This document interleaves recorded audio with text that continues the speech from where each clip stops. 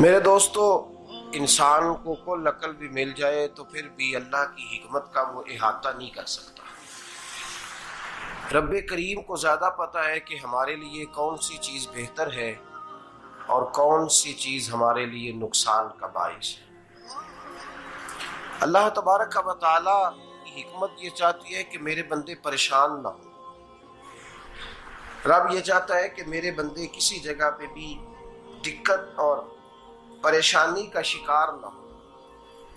तो अल्लाह तबारक व तआला ने राह एतदाल इख्तियार करने का हुक्म इरशाद फरमाया कि तुम एतदाल के रस्तों पे चलो, मोतदल जिंदगी गुजारो, अफरातो तफरीद से बचो।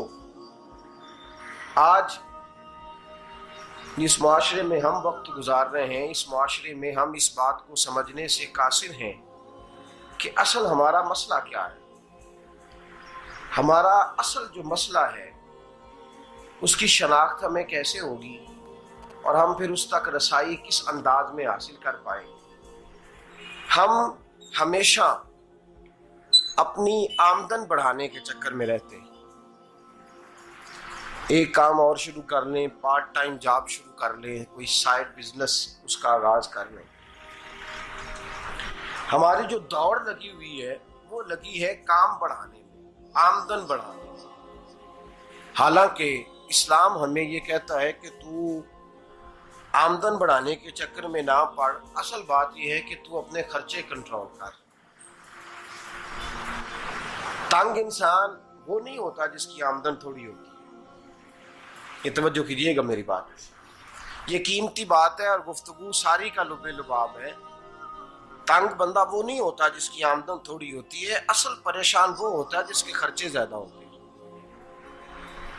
और हमारा जो रोजमर्रा का नुकसान हो रहा है ना, वो आमदन के मामलात में नहीं हो रहा। बुनियादी नक्श जो वाक़या हो रहा है वो ये है कि हमारे अखराजात ज्यादा, और वो अखराजात किसी और ने नहीं बढ़ाए। वो खर्चे हमने खुद बढ़ा लिए हैं और अब हमें उसका नुकसान भुगतना पड़ रहा है। और अगर आप सही मानों में टटोलें तो जो बहुत अमीर लोग हैं वो तो उन खर्चों से बच गए। मैंने बहुत सारे ऐसे खत्मात में शिरकत की है। मैं बहुत सारी ऐसी जगहों पे गया हूं कि जहां लोगों ने बड़ा मुख्तसर सा खत्म दिलाया है तो हो गया है खत्म। खत्म के मामले में कब किसी ने पाबंदी लगाई है कि उसमें 200 आदमी शरीक होगा तो तब ये साले सवाब सही हो सकेगा? कौन कहता है? या शादी के मौके पर अगर सारे बहन भाइयों को न बुलाया गया तो मेरी शादी पाया तकमील तक नहीं पहुंचेगी, इसमें बरकत नहीं होगी। ये किसने फतवा दिया है? मोतदल जिंदगी का इस्लाम हुक्म देता है।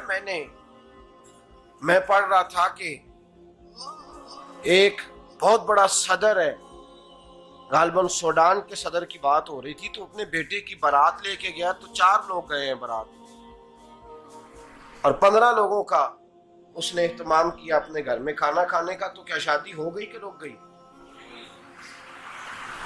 तो भाई राग अलापना इस बात का कि बड़ी परेशानी है, कोई साइड बिजनेस शुरू किया जाए फलान जगह फलान जगह फलान जगह। तो असल मामला ये है कि पहले एक बंदा कमाता है तो फिर भी घर ही चलता है, फिर बड़ा बेटा साथ शामिल होता है तो फिर भी घर ही चलता है, फिर मंझला बेटा शामिल होता है तो फिर भी घर ही चलता है।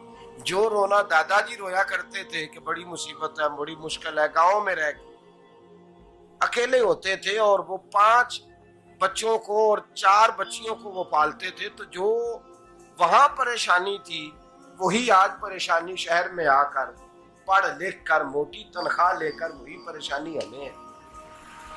तो मैं जिस नतीजे पे पहुंचा हूं इसको पढ़ के, कुरान मजीद की चंद आयात को देखकर और इस मफहूम की जो हदीसें कुतुब हदीस में पाई जाती हैं और हमारे बुजुर्गों ने हमें जो मिजाज इस हवाले से दिया है, मैं इस नतीजे पे पहुंचा हूं कि मसला आमदन का नहीं, मसला खर्चे का है। हमारे खर्चे बुनियादी तौर पर ज्यादा, और अगर फिर हम ज्यादा बोझ खवातीन पे डालते हैं कि वो मुतालबे ज्यादा करती हैं। और अगर आप मुझसे पूछें तो खवातीन की भी अगर किसी जगह कोई आदत खराब होती है तो उसमें असल किरदार उसका होता है जो वो आदत खराब तो क्यों अपने गले से उतार के आप किसी के गले में बात डालने के चक्कर में है? वो खवातीन की तबीयत नहीं ऐसी है। असल बात यह है कि हमने आदत डाली है, हमने ये मिजाज उनको दिया है तो उनका बना है, न कैसे बन सकता।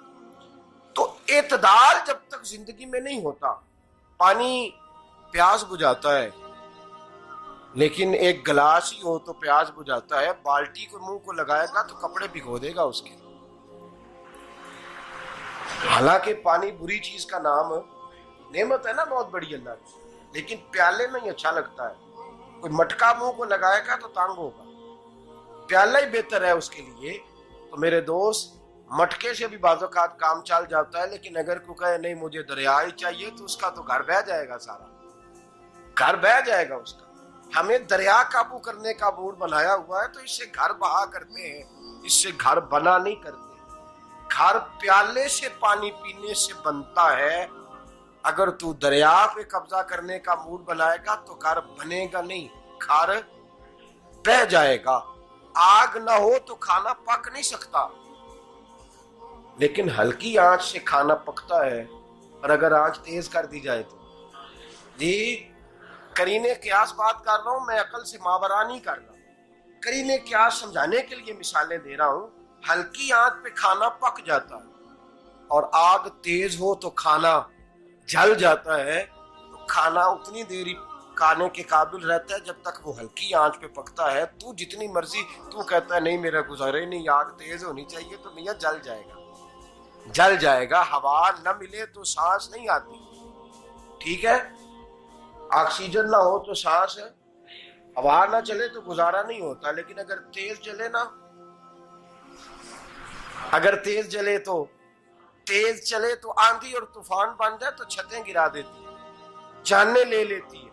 हम हैं तूफान के चक्कर में, हम हैं दरिया के चक्कर में, हम हैं बड़े नाव के चक्कर में। तो मियां हल्की आंच ही अच्छी है, याद रख। और एक गिलास पानी का एतदाल से मिलता रहे तो वही मिलता रहे, जरूरत के वक्त वही बेहतर है। तू पूरे दरिया पे कब्जा करने का प्रोग्राम ना बना, तंग हो जाएगा। और मेरे अजीज याद रख, हवा सांस लेने के मुताबिक मिले तो वही अच्छी है, जो सांस बंद करने पे आ जाए वो हवा अच्छी।